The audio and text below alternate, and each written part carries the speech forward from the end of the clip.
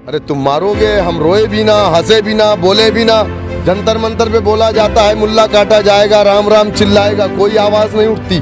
जब वो ज्वाइन करता है तो अखिलेश यादव डालते हैं कि आज माननीय सुनील सिंह जी ने समाजवादी पार्टी की सदस्यता ग्रहण की। सवाल ये है मुसलमानों की, अगर हम बात कर रहे हैं तो हम बीजेपी के एजेंट हैं और तुम अपने मुंह में दही जमा करके बैठे हो, तुम बोलने को तैयार नहीं हो। मैंने जाकर के खालिद मुजाहिद की लाश को अपने हाथ से उठाया था। प्रतापगढ़ के अंदर 42 घर मुसलमानों के जला दिया गया। डीएसपी ज़ियाउल हक को प्रतापगढ़ के अंदर मार दिया गया। उसकी बीवी परवीन आज़ाद ने कहा कि मेरे शौहर को राजा भैया के लोगों ने मारा। राजा भैया पर इल्ज़ाम लगाया। राजा भैया का क्या हुआ? मुलायम सिंह यादव ने उसको क्या किया? मिनिस्टर बनाया, जेल मंत्री। चपरासी हैं। 2012 में अखिलेश यादव ने अपने मैनिफेस्टो में, घोषणा पत्र में, चुनावी मंशूर में वादा किया था मुसलमानों को 18% रिजर्वेशन देंगे। नहीं मिला तो उनके 45 एमएलए ने कोई आवाज़ नहीं उठाई। तो जिन एमएलए ने आवाज़ नहीं उठाई वो मुसलमान थे, वही मुस्लिम चपरासी है। इस देश में लिंचिंग किसकी हो रही है? इस देश में रिजर्वेशन किनको नहीं मिल रहा? इस देश के अंदर किसकी शरीयत में मुदाखलत हो रही है? इस देश में किसकी दाढ़ी टोपी से परेशानी है? तो अखिलेश यादव या समाजवादी के जो भी लोग हैं लीडर या मुस्लिम चपरासी, आप उनसे पूछिए कि तुम्हारा लीडर आवाज़ क्यों नहीं उठा रहा है। हमारे साथ ये नाइंसाफ़ी हो रही है। हम जेल में जाते हैं, हमारा परिवार भी जेल में रहता है कि मुसलमान दलित से बदतर इस देश के अंदर अपनी ज़िंदगी को गुजार रहा है। मुसलमान ने सेकुलरिज्म के नाम पर एक मर्तबा फिर मुलायम सिंह पर भरोसा किया। मौलाना मुलायम सिंह जिंदाबाद के नारे लगाए। तैर के चले जाएंगे, उस नाव पर भी नहीं बैठेंगे जिस नाव पर बीजेपी की बू आती हो। अपना फैसला, वो बीजेपी के साथ जाएं, किसी और के साथ जाएं, हमसे कोई मतलब नहीं। लेकिन हाँ, अगर हम मोर्चे का हिस्सा हैं, मोर्चा बीजेपी के साथ जा रहा है, तो एमआईएम पार्टी कभी भी बीजेपी के साथ नहीं जा सकती। इस बात का हमारा विरोध था, है और रहेगा।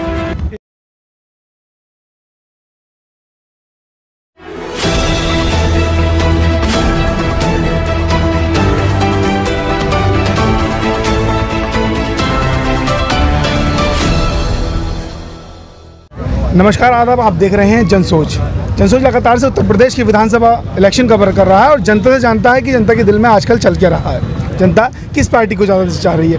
एआईएम को चाह रही है या फिर समाजवादी पार्टी को, या फिर जो और पार्टियां हैं उनको चाह रही है? एआईएम 2017 में लड़ी थी, अब 2022 में अपना वर्चस्व दिखाने के लिए आ रही है। चंद्रशेखर आज़ाद की पार्टी भी आ रही है। लेकिन अब जो राजनीतिक हलचल जो चल रही है, कभी ओम प्रकाश राजभर एआईएम से गठबंधन कर लेते हैं, कभी वो तोड़ने की आवाज़ें आती रहती हैं, फिर कभी मिलने की आवाज़ें आती हैं। दिखाई देता है फोटो में कि मिल रहे हैं। अब हमारे साथ इस बात को हम जानेंगे प्रदेश अध्यक्ष शौकत अली साहब से कि आखिर ये चल क्या रहा है उत्तर प्रदेश की राजनीति में कि गठबंधन हो जाता है, गठबंधन के टूटने के ऐलान हो जाते हैं, आखिर चल क्या रहा। आपका बहुत बहुत स्वागत है सर हमारे चैनल में।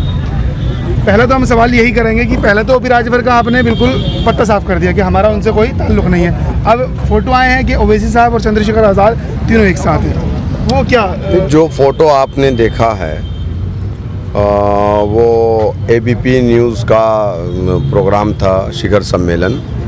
उसमें तमाम लोग आए थे, तो वो एक शिष्टाचार मुलाकात थी और यकीनन आगे भी इन लीडरों की मुलाकात होगी संभवतः। दूसरी चीज़ आपने जो कहा है कि ओम प्रकाश राजभर से हमने जो है अलायंस तोड़ लिया, हमारा अलायंस नहीं टूटा। हमारा विरोध था एक चीज़ पर। विरोध इस बात पर था कि उन्होंने स्वतंत्र देव जो बीजेपी के प्रदेश अध्यक्ष हैं उनसे जाकर के मुलाकात की, तो कहीं ना कहीं ये सवालिया एक निशान था उनके ऊपर। हालांकि उन्होंने क्लियर किया उस चीज़ को कि हमारी भी शिष्टाचार मुलाकात थी और कुछ हमने पर्सनल काम के लिए हम मिलने हुए गए थे। उनकी एक बात पे हमको एतराज़ था कि उन्होंने कहा था कि अगर हमारा मोर्चा बीजेपी के साथ जाएगा तो ओवैसी साहब भी बीजेपी के साथ जाएंगे। इस बात का हम विरोध तब भी किए थे और आज भी कर रहे हैं और आज भी कह रहे हैं इस बात को कि एमआईएम और बीजेपी दरिया के दो किनारे हैं, कभी एक नहीं हो सकते। ओम प्रकाश जी हैं, उनका अपना मोर्चा है, उनकी अपनी पार्टी है, अपने पार्टी के राष्ट्रीय अध्यक्ष हैं, उनका अपना फैसला। वो बीजेपी के साथ जाएं, किसी और के साथ जाएं, हमसे कोई मतलब नहीं। लेकिन हाँ, अगर हम मोर्चे का हिस्सा हैं, मोर्चा बीजेपी के साथ जा रहा है, तो एमआईएम पार्टी कभी भी बीजेपी के साथ नहीं जा सकती। इस बात का हमारा विरोध था, है और रहेगा। एआईएम बीजेपी के साथ नहीं जा सकती? नहीं जा सकती। दरिया के दो किनारे कभी एक नहीं हो सकते। दरिया के दो किनारे, लेकिन एक नाव से दूसरे किनारे तो जा सकता है ना। तैर के चले जाएंगे, लेकिन उस नाव पर भी नहीं बैठेंगे। तैर के चले जाएंगे, उस नाव पर भी नहीं बैठेंगे जिस नाव पर बीजेपी की बू आती हो। अच्छा, बीजेपी की बू, आप ये कह रहे हैं कि हम बीजेपी से कोई ताल्लुक नहीं रखते। जनता जो मुस्लिम भी है और जो और लोग भी हैं वो कहते हैं कि असदुद्दीन ओवैसी बीजेपी की ही बी टीम है। जनता के दिमाग में 70 सालों से नाम नेहाज सेकुलर पार्टियों ने इस बात को डाला है। कांग्रेस पार्टी जब चुनाव लड़ती थी हिंदुस्तान के अंदर, आज भी लड़ रही है, जब हुकूमत करती थी तो मुसलमानों से कहा जाता था कि तुम कांग्रेस को वोट डालो वरना संघ मजबूत हो जाएगी। मुसलमान पर कांग्रेस पार्टी को सेकुलर पार्टी समझ करके वोट डालता था। कभी आज तक मुसलमानों ने बीजेपी को वोट नहीं डाला, ना कभी मुसलमानों का मुस्लिम वोट बैंक रहा।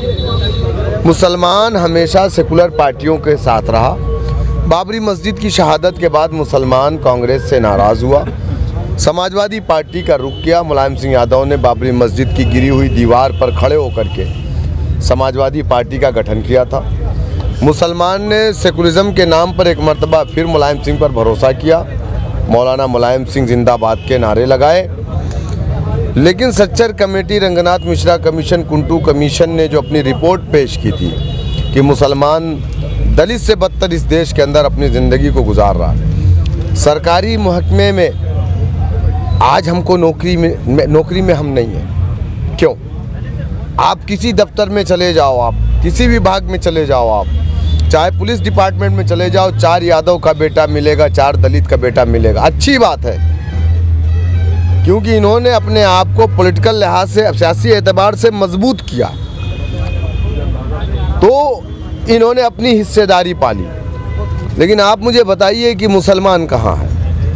हमने तो सेकुलर पार्टियों को अपनी पार्टी माना ना। नहीं, मेरी पूरी बात हो जाने दीजिए। हमने सेकुलर पार्टियों को अपनी पार्टी माना ना, तो फिर हम थाने के अंदर हैं तो हमारे बदन पे वर्दी नहीं, बल्कि हम थाने की हवालात के अंदर हैं। दलित का बेटा, यादव का बेटे, उसके बदन पे वर्दी है। हमारी आबादी देश के अंदर सरकारी आंकड़ों के हिसाब से 14% है, जेल की सलाखों में हमारी 30% है। क्यों? हम 30 साल बाद, 20 साल बाद, 16 साल बाद आतंकवाद के झूठे मुकदमों से बाइज्जत बरी होकर के आते हैं। हमारे साथ ये नाइंसाफ़ी हो रही है। हम जेल में जाते हैं, हमारा परिवार भी जेल में रहता है, वो भी जेल से इतनी कम सज़ा नहीं है जब हमारी ज़िंदगी बर्बाद हो जाती है। आप बताओ, इस देश में लिंचिंग किसकी हो रही है? इस देश में रिजर्वेशन किसको नहीं मिल रहा? इस देश के अंदर किसकी शरीयत में मुदाखलत हो रही? इस देश में किसकी दाढ़ी टोपी से परेशानी है? तो अखिलेश यादव या समाजवादी के जो भी लोग हैं लीडर, या मुस्लिम चपरासी, आप उनसे पूछिए कि तुम्हारा लीडर आवाज़ क्यों नहीं उठा रहा है। मुस्लिम चपरासी किन के लिए है? मैं कह रहा हूँ उनसे पूछिए कि तुम्हारा लीडर, वही मुस्लिम चपरासी हैं। 2012 में अखिलेश यादव ने अपने मैनिफेस्टो में, घोषणा पत्र में, चुनावी मंशूर में वादा किया था मुसलमानों को 18% रिजर्वेशन देंगे। नहीं मिला तो उनके 45 एमएलए ने कोई आवाज़ नहीं उठाई।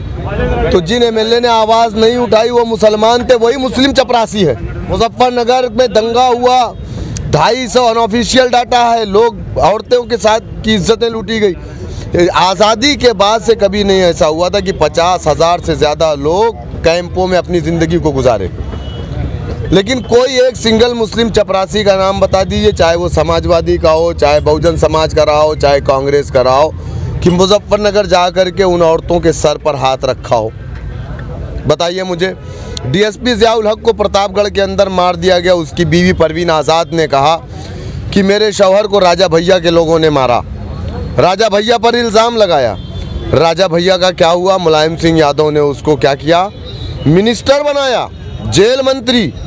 और वो राजा भैया समाजवादी पार्टी के बी फॉर्म पे चुनाव जीत करके नहीं, बल्कि निर्दल चुनाव जीत करके आया था। कौन सी मजबूरी थी, आप मुझे बताइए।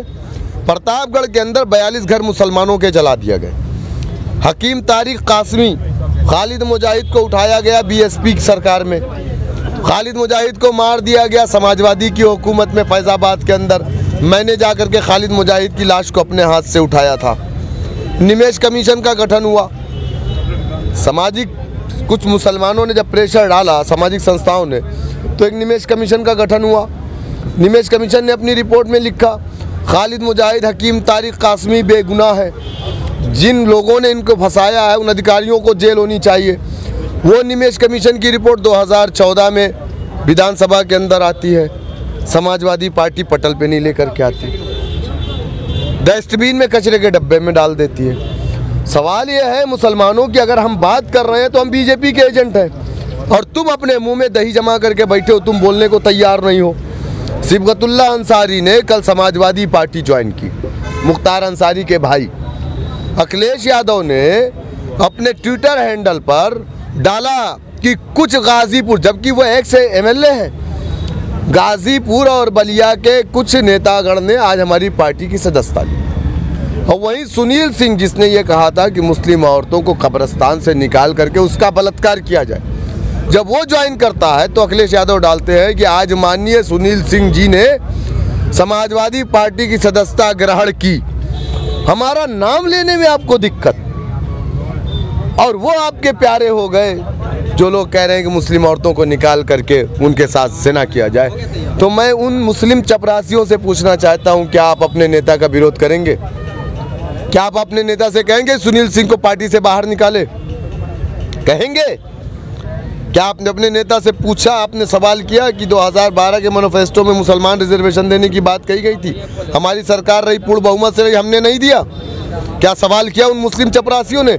वही चपरासी हमको भाजपा का बी टीम कहता है। उत्तर प्रदेश में एक सीट नहीं लड़े थे हम लोग पार्लियामेंट में। यहाँ पे तमाम लोग खड़े, पूछ लीजिए, सब ने समाजवादी को वोट किया है, बहुजन समाज को। तो बीजेपी कैसे जीती भाई? 60 सीट से ज़्यादा कैसे जीती? हिंदुस्तान में 3 सीट पे हम लड़े थे, 2 जीते हैं, 1 हारे। वहाँ भी कांग्रेस जीती है जहाँ हम हारे। तो हम कैसे बीजेपी को फायदा पहुँचा रहे हैं? आप बताइए। मेरठ में हम नहीं लड़े थे, 1 सीट नहीं लड़े थे, 1 छोड़ करके बाकी सब बीजेपी कैसे जीत गई? लोग ये कह रहे हैं कि जो ओवैसी साहब और जो भाषण देते हैं मुस्लिम करते हैं, इसकी वजह से बीजेपी मजबूत होती है। 70 साल से मुसलमान बोल नहीं रहा था, खामोश था। आज मुसलमान बोलना शुरू किया। 70 सालों से हम सुन रहे थे, जंतर मंतर पे बोला जाता है मुल्ला काटा जाएगा, राम राम चिल्लाएगा, कोई आवाज़ नहीं उठती। अगर हम उसके लिए आवाज़ उठाते हैं तो हम ना बोले, खामोश रहे। अरे तुम मारोगे, हम रोए भी ना, हंसे भी ना, बोले भी ना, तो इसका क्या मतलब? तुम मेरे आका, मैं तुम्हारा गुलाम नहीं। अब हिस्सेदारी बराबरी की बात होगी, अब हम भी बोलेंगे, तुमको भी सुनना पड़ेगा। चलिए, बहुत बहुत शुक्रिया। हमारे साथ उत्तर प्रदेश के प्रदेश अध्यक्ष शौकत अली साहब थे, जिन्होंने अपनी बेबाक अंदाज से अपनी बात रखी है और किस तरीके से 2022 में उतरने वाले हैं। और इस रिपोर्ट पर आपकी क्या कुछ राय है, कमेंट बॉक्स में ज़रूर बताएं। शुक्रिया।